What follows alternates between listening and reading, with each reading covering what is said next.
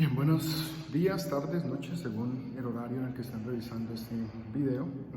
Vamos a subir hoy el primero o dos o tres videos. Vamos a ver si alcanzamos a subir uno, dos o tres, es como el propósito, de manera que cuando nos encontremos en la próxima clase tengamos suficiente material para trabajar. Estamos trabajando entonces una introducción a la filosofía. Hemos trabajado ya lo que desde el manual, desde el libro Historia de la Filosofía de Alfonso Ropero, una perspectiva cristiana, ustedes lo tienen en PDF en su WhatsApp, y trabajamos ya como primera parte, un primer momento de este libro, que está en el capítulo La razón histórica, y fuimos revisando un poquito algunos elementos de la razón histórica, de que la filosofía aquí de algunos autores, y bueno. Básicamente entonces lo que vamos a hacer ahora es hacer una diferenciación, poner en conversación eso de la filosofía y la religión cristiana. ¿Está bien? Filosofía y religión cristiana, entonces debemos decir que la filosofía, al igual que la religión cristiana, tienen una coincidencia, tienen una similitud. Y su coincidencia, digamos, su similitud, en lo que coinciden, no se articulan, pero sí coinciden, es en la búsqueda de la verdad, según lo propone Alfonso Ropero. En una verdad que lo que persigue es la salvación, ¿cierto? Una verdad que persigue salvar las ambigüedades, salvar las contradicciones, salvar las muchas preguntas que hay con relación a la historia, ¿sí? Y esa búsqueda define entonces el carácter de cualquier religión y el carácter también de la filosofía. La actitud filosófica entonces es racional, ¿sí? El enfoque, el proyecto, la perspectiva, el caminar, el andamiaje, las dinámicas en las cuales está anclada la actitud filosófica será siempre la razón, será siempre razonar, será siempre el ejercicio racional, el ejercicio de la racionalización, ¿verdad? Así considere dogmas de la religión o descubrimientos de la ciencia. ¿Qué estamos diciendo ahí? Lo que estamos diciendo entonces es que la actitud filosófica siempre será racional y será un ejercicio de razonar, de pensar, un ejercicio racional. Puede ser de los dogmas que proyecta, que presenta o que propone la religión, o puede ser de los descubrimientos de la ciencia. Eso entonces tal vez es lo que da pie a esa bifurcación, ¿cierto?, que se da en el ejercicio filosófico y el ejercicio cristiano del cristianismo o de las religiones, que aunque ambas están o coinciden en la búsqueda de la verdad, la una lo busca desde los dogmas y la otra lo busca desde la razón. Pero dentro del marco de la filosofía, cuya actitud es el ejercicio racional y es la acción racional, ¿verdad? Es el descubrimiento de la verdad entonces desde la razón. También es interesante pensar que la filosofía puede razonar o ejercer un ejercicio racional tomando en cuenta, tomando como insumo de su investigación los dogmas que propone la religión, o tomando como insumo de su religión, de su investigación racional, los descubrimientos que presenta la ciencia. Y aquí entonces encontramos una nueva bifurcación, y es la bifurcación dentro del ejercicio y del campo filosófico, la bifurcación de la filosofía cristiana, como se podría definir, o la filosofía puramente entendida o puramente expresada como filosofía sin más, ¿verdad? Ahí entonces estaríamos nosotros encontrando como ese elemento diferenciador de la filosofía cristiana o la filosofía religiosa, no la filosofía de la religión, sino la filosofía religiosa, en contrapié con la filosofía pura, ¿cierto? Entonces, la religión es respuesta de fe y devoción. Es así, en cualquiera de esos escenarios. Y no está regulada por la razón, la religión, como la fe, como su regla de autoridad, ¿verdad?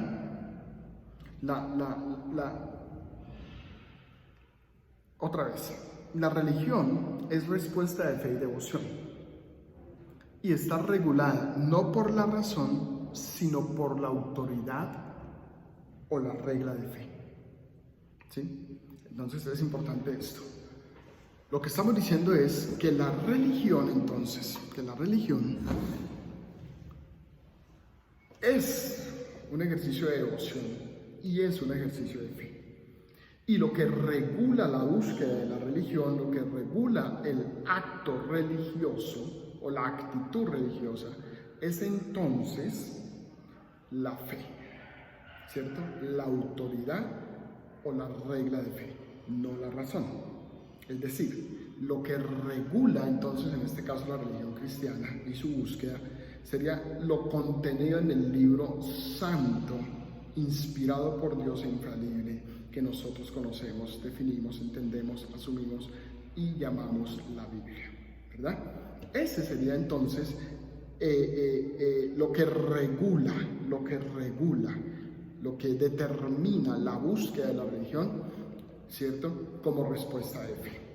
Bien, como respuesta de fe. Un poco distinto al ejercicio filosófico, que está anclado básicamente lo que la regula, entonces es el ejercicio de la razón y puede tomar un ejercicio de la razón desde los dogmas religiosos o desde los descubrimientos científicos.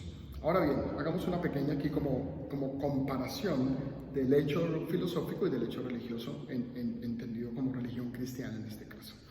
La filosofía entonces es conquista penosa de la verdad, y esto es interesante pensarlo, porque es una búsqueda por la verdad desde el ejercicio de la razón. Estoy hablando desde Ropero, porque tal vez desde otros autores se podría pensar distinto, pero dice Ropero que el ejercicio filosófico es un ejercicio humilde, que el filósofo es un ser humilde que está penosamente en una continua y constante búsqueda de la verdad, ¿cierto?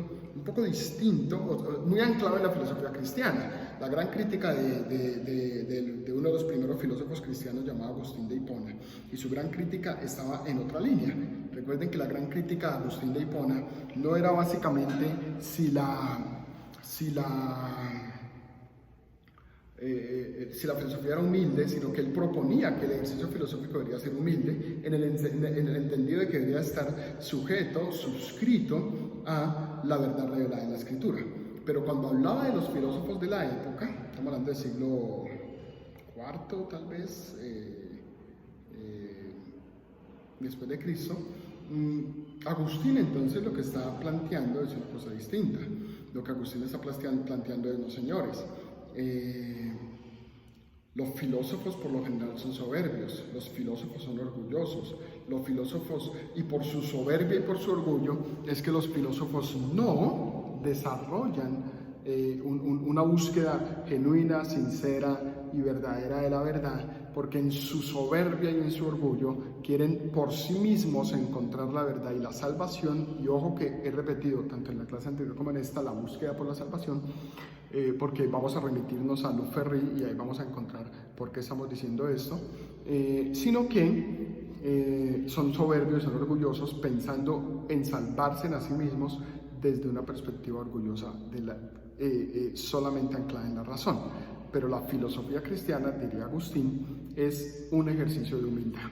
Anclado en ese principio, entonces está diciendo que la filosofía es una conquista penosa de la verdad. No obstante, en su contraparte, la religión cristiana, recuerden que esto es filosofía y religión cristiana, la religión cristiana es contemplación meditativa de la verdad. Distinto, porque cuando pensamos filosóficamente, entonces desde la filosofía cristiana también, estamos buscando conquistar la verdad. ¿Y cómo estamos buscando conquistar la verdad? Mi propuesta sería desde la observación de los textos de la revelación, pero en perspectiva racional, y desde los descubrimientos científicos que son relatados a lo largo de la historia. Es decir, es necesario recurrir a la historia para encontrar en el hecho histórico los elementos de verdad que fueron construyéndose, que fueron descubriéndose, que fueron articulándose, que fueron desarrollándose, para tener un marco mayor, un marco más grande, poner eso en conversación con la revelación bíblica y entonces estar en esa búsqueda de la verdad, ¿cierto? De la verdad. Aquí no voy a decir de la salvación, de la verdad, porque dentro de la filosofía cristiana deberíamos dar por sentado entonces que la verdad es Cristo, pero es un ejercicio de búsqueda.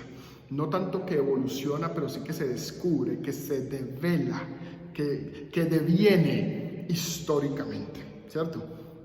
La religión cristiana no, es contemplación meditativa de la verdad. Date cuenta que aquí hay un ejercicio de la razón un poco más subordinado, y aquí lo que hay es una observación, una contemplación y meditación de la verdad, en tanto que verdad revelada en la Escritura. Revelada en la Escritura. El método filosófico consiste en la interrogación. Creo que ustedes recuerdan un poco el método de la mayéutica socratiana o de Sócrates, que proponía básicamente un ejercicio constante de interrogación. Lo que hacía Sócrates era preguntar. Cuando venía un estudiante a hacerle una pregunta, por ejemplo, se habla del diálogo de Sócrates con Menón. Se habla también de educación, se habla de eso porque tal vez es uno de los primeros, de las primeras escuelas de procesos educativos que también hay en la historia, ¿cierto? De la humanidad, y en este caso, pues, en la Grecia antigua. Entonces había una metodología que usaba un método mejor que usaba Sócrates, que era la mayéutica, que consistía en abordar con preguntas al alumno, en abordar con preguntas al discípulo, en abordar con preguntas al estudiante, ¿sí? Entonces Menón viene con preguntas a Sócrates y Sócrates le responde como otras preguntas y lo interroga hasta que Menón ya digamos, sorprendido por las muchas preguntas, consternado por las muchas preguntas, termina diciéndole, bueno, entiendo que tú eres muy sabio y que no habrá respuesta de tu parte, sino que tú estás constantemente con las preguntas que me haces buscando que yo mismo responda a mis interrogantes. Y básicamente esa era de alguna manera el propósito de la mayéutica de Sócrates, tratar de que el estudiante escarbara cada vez más profundo, haciendo nuevas preguntas a las preguntas que hacía el estudiante iniciaba la pregunta, el discípulo del alumno iniciaba con la pregunta, pero Sócrates respondía con más preguntas. A veces uno encuentra un elemento similar en Jesús, por ejemplo, cuando vienen y le dicen ¿qué debemos hacer para heredar la vida eterna? Entonces Jesús les dice, ustedes deben guardar los mandamientos, y entonces ¿cuáles son los mandamientos? Y entonces ellos dicen los mandamientos, pero luego por allá en Mateo 24 tal vez es cuando les dice, les pregunta entonces por el prójimo, se dan los dos mandamientos, amarás a Dios y amarás a tu prójimo, y ellos preguntan, ¿y quién es el prójimo? Y Jesús les cuenta la historia para decirles quién es el prójimo, y al final es Jesús el que les pregunta quién fue el prójimo, ¿sí? Para que ellos mismos encuentren la respuesta en su propio ejercicio racional y de observación y de análisis a lo que les ha preguntado el maestro, pero ellos antes habían preguntado, tanto que ellos, consternados por la parábola, porque es la parábola de un samaritano odioso, asqueroso, al que no quieren porque eran xenofóbicos, entonces van a decir el que usó de misericordia. No fueron capaces de decir el samaritano, ¿ven? Pero Jesús usa de alguna manera en algunos momentos ese elemento de preguntas muy similar, no necesariamente decir que era la mayéutica de Sócrates, sabemos que Sócrates es antes de Jesús, pero sí como algunos elementos de esta. Entonces el método de la filosofía es la interrogación, pero el método de la religión cristiana es el testimonio, ¿cierto? Es el testimonio que tenemos en la Escritura. Recuerde que se llama Antiguo Testamento, Nuevo Testamento, por cuanto tiene que ver con testimonio. Lo que vieron nuestros ojos, lo que oyeron nuestros oídos, lo que tocaron nuestras manos, palpante al verbo de la vida. Nosotros somos sus testigos. Lo que hemos oído desde antes, estos anunciamos. Es un ejercicio testimonial de la praxis, de la experiencia. Recuerde que apóstol significa eso, ¿no? Testigo ocular, es decir, alguien que caminó con el maestro, que lo vio, que lo palpó, que lo percibió, que estuvo con él, tocante al verbo de la vida. Y está ahí. El método entonces es testimonial, es a partir del testimonio contemplar y meditar en porque allí está entonces revelada la verdad. Ahora, la verdad, en la filosofía, la verdad es un conjunto de proposiciones, temas, conceptos, que se han desentrañado a lo largo de la historia. Por eso les digo que es necesario siempre, cuando se habla de filosofía, recurrir a la historia de las ideas. Y los métodos filosóficos como la genealogía, la fenomenología, la arqueología, pues son métodos que lo que persiguen es ir a la historia para buscar, por ejemplo, la genealogía, el momento primigenio, ¿cierto? El momento primero donde las cosas se comienzan a construir, a articular, y el propósito de esas articulaciones, de esos discursos, de esas prácticas, ¿sí? No obstante, cuando se habla de la verdad en la religión cristiana, la verdad es el resultado de la reflexión teológica. Es el resultado de la reflexión teológica, y esa reflexión teológica sobre la revelación de Dios al hombre, que es la Biblia, que es la Escritura, que es la persona de Jesús. Entonces, en el uno es un conjunto de proposiciones, de temas, de conceptos que se han desentrañado a lo largo de la historia. Toda la pregunta por el cosmos, la reconfiguración del mismo. Recuerden que la filosofía antigua estaba muy anclada en el cosmos, en un cosmos perfecto, en un cosmos en armonía, en un cosmos entonces a partir del cual se construyó una teoría de belleza, de hermosura, de no falla, de no error, y de algunas salidas, que eran los desastres naturales, pero un cosmos que volvía al orden y a la perfección, y que nos revelaba entonces cómo deberíamos comportarnos nosotros en imitación, en tomando el cosmos como ejemplo para tener una ética correcta con relación al cosmos, un poco de lo que decía la filosofía antigua, ¿cierto? Y el cristianismo viene y rompe con esa verdad, con esa teoría del logos, de ese cosmos perfecto, y viene entonces a plantear una propuesta ética distinta a partir de una persona, del Dios que se encarna, y que se encarna en Jesús y es la persona revelada. Pero luego del siglo XVII, ya en el nacionalismo, en la ilustración y todo eso, posterior a la reforma protestante, porque por ahí van haciendo la cosa, surge entonces la filosofía moderna, que ya a partir de los descubrimientos científicos, se dan cuenta de los descubrimientos científicos, dejando un poco de lado las respuestas que no respondía, más bien las preguntas que no respondía el cristianismo, tratando de encontrar respuestas a esas preguntas a partir del ejercicio a través de la razón. Se reivindica la filosofía en la modernidad y se comienza a construir un pensamiento distinto que lo que persigue es que dé cuenta entonces ya no del cosmos, sino de la humanidad, en tanto que el ser humano es distinto de los animales, que van a ser su contraparte, y su ejercicio de análisis en personajes como Rousseau y el mismo Kant, para encontrar entonces cuál es el ejercicio de la ética y toda la discusión con relación a los valores, a las virtudes, a la maldad y a una cantidad de cosas supremamente interesantes que vamos a revisar más adelante, ¿verdad? Entonces, la verdad en la religión cristiana es el resultado de la reflexión teológica sobre la revelación de Dios al hombre, no en el ejercicio que se da a lo largo de la historia, como lo es en la filosofía. La filosofía y la teología cristianas consisten en explicar los contenidos de la revelación.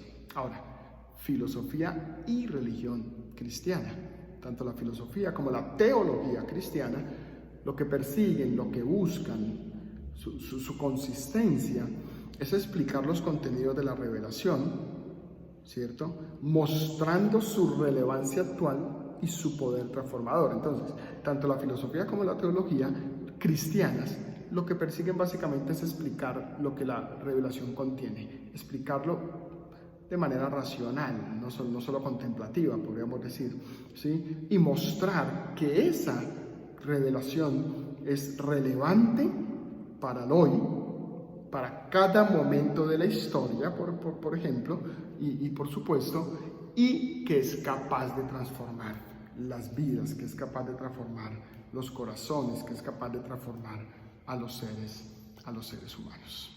Bueno, básicamente por ahí podemos ir ya concretando y definiendo entonces lo que podríamos pensar como filosofía y religión cristiana.